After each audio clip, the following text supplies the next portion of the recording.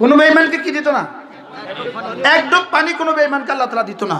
ইহুদিকে আবার পানি দিত। হ্যাঁ, ইহুদিকে আবার পানি দিত। বলেন পৃথিবীতে সবচেয়ে সবচেয়ে দাজ্জাল জাতি, সবচেয়ে মিথ্যাবাদী জাতি এরা কারা? ইহুদি। আরো জোরে বলেন, এরা কারা? সবাই বলেন কারা? ইহুদি। আমি বলবো আল্লাহ লানত, আপনি বলবেন ইহুদির উপরে আল্লাহ লানত। আল্লাহ লানত, ইহুদির উপরে লানত, লানত ইহুদির উপরে লানত। নেতানিয়াহুর উপরে আল্লাহ লানত। বলেন নেতানিয়াহুর উপরে কি আল্লাহ লানত? 400 বছরে ফেরাউন হত্যা করছে মাত্র 30,000। 400 বছরে ফেরাউন হত্যা করছে মাত্র 30,000। আর নব্য ফেরাউন নেতানিয়াহু, ইসরায়েলের প্রধানমন্ত্রী নব্য ফেরাউন নেতানিয়াহু মাত্র 1 বছরে, মাত্র 13 মাসে হত্যা করছে 50,000। এবার কে বড় ফেরাউন? বলেন নেতানিয়াহু কি বড় ফেরাউন? এজন্য নেতানিয়াহুর ব্যাপারে আপনাদের কি ধারণা?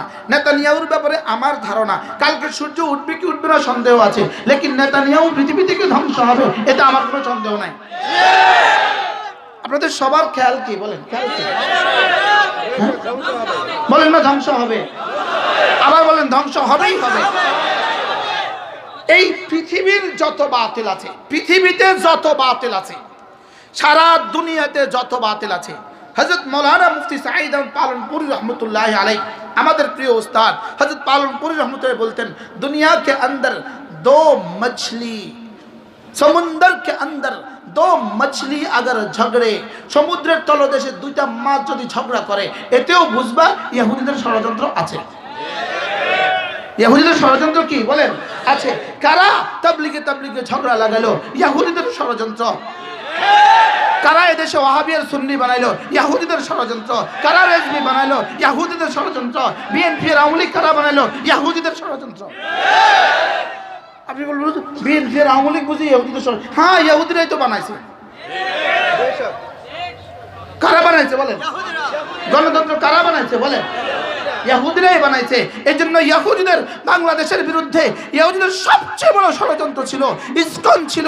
ইহুদিদের বিরুদ্ধে, ইহুদিদের মুসলমানদের পক্ষে সবচেয়ে বড় ষড়যন্ত্র। এজন্য তোমরা আর বেশি লাফালাফি করার দরকার নাই। তোমাদের নেতা, তোমাদের গুরু ঠাকুর নেতানিয়াহু ধ্বংস হবে, তোমরাও ধ্বংস হবা।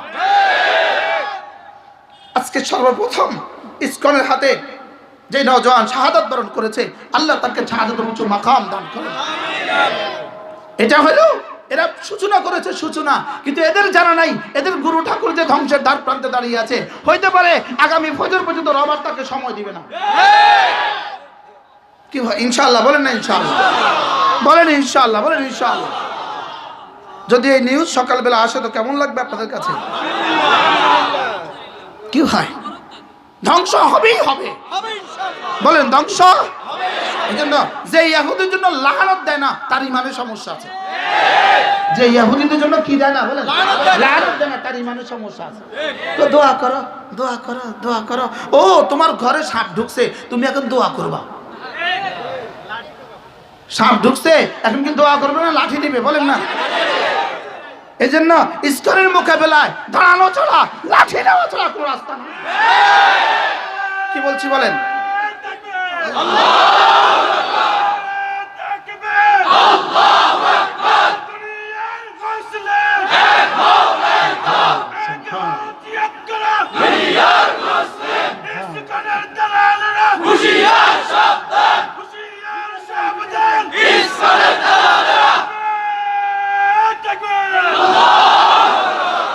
এজন্য তোমাদের পরিকল্পনা যদি হয় এদেশ থেকে ইসলামকে ধ্বংস করে দিবা, তোমাদের পরিকল্পনা যদি হয় এদেশ থেকে মসজিদগুলো মুছে দিবা, তোমাদের পরিকল্পনা যদি হয় এদেশ থেকে মাদ্রাসাগুলোকে মুছে দিবা, এই পরিকল্পনা বুমেরাং হবে। এদেশে ইসলাম ছিল, ইসলাম আছে, ইসলাম থাকবে। বলেন ইনশাআল্লাহ? বলেন ইনশাআল্লাহ? বলেন ইনশাআল্লাহ? আমরা ঘুমিয়েছিলাম, ইসকন আমাদেরকে জাগিয়ে দিয়েছে। আমরা কিসে ছিলাম বলেন?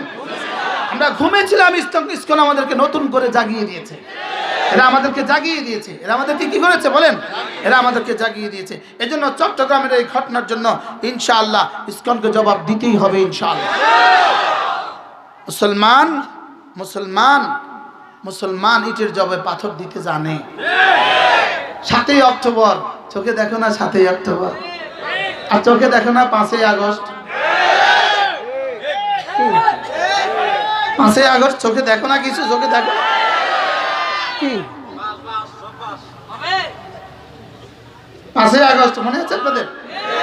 যদি জিজ্ঞেস করেন হুজুর 5ই আগস্ট কেন হলো, উত্তর হবে 5ই মে 5ই আগস্ট, 13 সালের 5ই মে,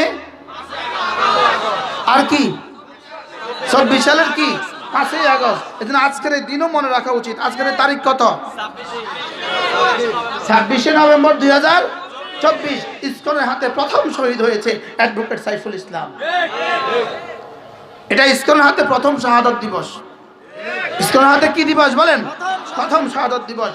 আল্লাহ এই নওজোয়ান, এই যুবকের শাহাদাতকে কবুল ফরমান। এই যুবকের রক্তের বিনিময়ে আল্লাহ তাআলা এদেশ থেকে ইসকনকে, এদেশ থেকে ইসলাম বিরোধী সমস্ত অপশক্তিকে চিরতরে ধূলিসাৎ করে দেন। সেটা হবেই হবে ইনশাআল্লাহ। আল্লাহ আমাদেরকে তৌফিক দান করেন।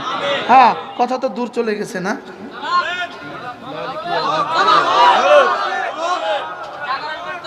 কি বলছেন? বলেন মালিক।